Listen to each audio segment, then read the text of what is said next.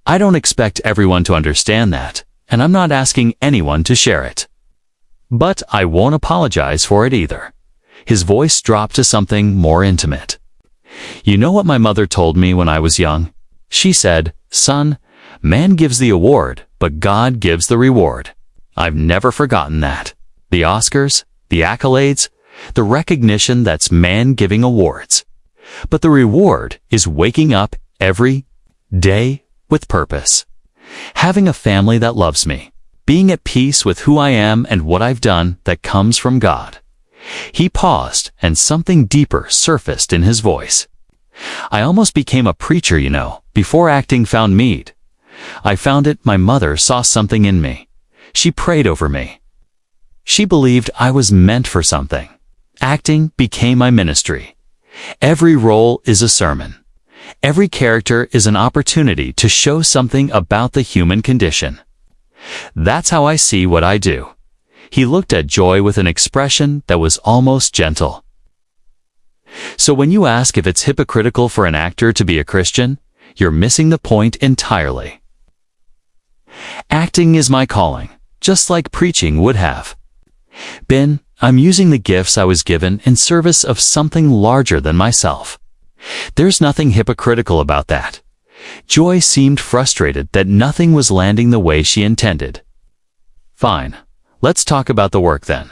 You've played some iconic roles. But you've also turned down roles that later became huge hits for other actors. 7. The Shawshank Redemption. Some people say you've made poor choices, that your career could have been even bigger if you'd been less particular. Denzel smiled, and it was the first genuine smile of the interview. Let me ask you something, Joy. By what measure is my career not big enough? I've worked continuously for 50 years. I've won 2 Academy Awards. I've been nominated for 9. I've done Broadway. I've directed. I've produced. I've worked with the greatest directors and actors of my generation. What exactly is missing? He shook his head. The idea that success is about accumulating the most roles or making the most money is a shallow view of what this profession is about. I've chosen roles that meant something to me, roles that challenged me, roles that said something I wanted. To say not every choice was perfect, but they were my choices, made for my reasons. I can live with that. He looked at Joy with something that might have been compassion. Asterisk. You know what I noticed about this interview? Every question you've asked has been about what I haven't done, what I should have done differently, what I'm doing wrong. Not one question about what I've accomplished, what I've learned, what I might offer to people watching. He gestured around the studio. There are people in this audience who have never seen a Denzel Washington movie, young people who are just starting their journeys, people who might benefit from hearing about perseverance, about faith, about commitment, about doing the work day after day, even when no one's watching. But instead, we've spent 20 minutes on your agenda, on the gotcha questions you prepared, on your attempt to find something wrong with a life I've spent 70 years building. The observation landed with devastating precision. Joy's face was red. Now I'm asking legitimate questions about a public figure. No, you're not, Denzel said quietly. You're asking hostile questions designed to provoke a reaction you can use. I've been doing interviews for 50 years. Joy, I know the difference between curiosity and attack. This is attack. He stood up slowly, and the movement commanded immediate attention. I want to say something to everyone watching, not to Joy, to you. His voice took on the quality it had in his greatest roles, powerful and intimate at the same time. Life is hard. Success is harder. And staying successful while keeping your soul intact is the hardest thing of all. I've tried to do that. Some days I've succeeded.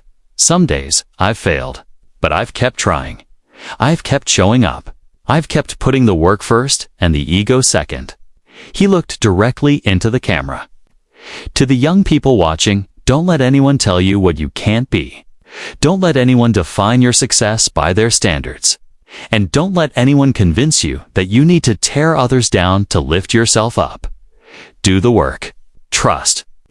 The process, keep the faith. That's all I've ever done, and it's gotten me here. He turned back to Joy. I wish you well, Joy. I really do.